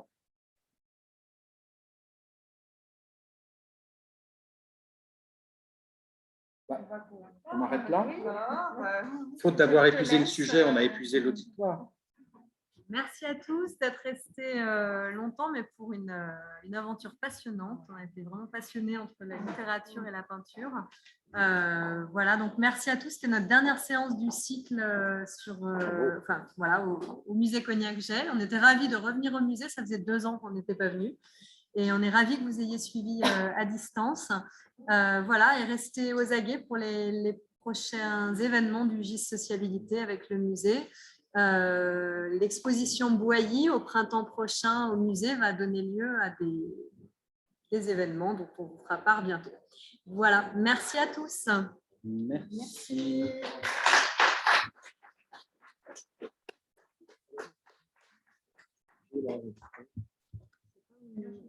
J'espère que c'est enregistré. Bonsoir Annick, ça va bien? Oui, ça va bien.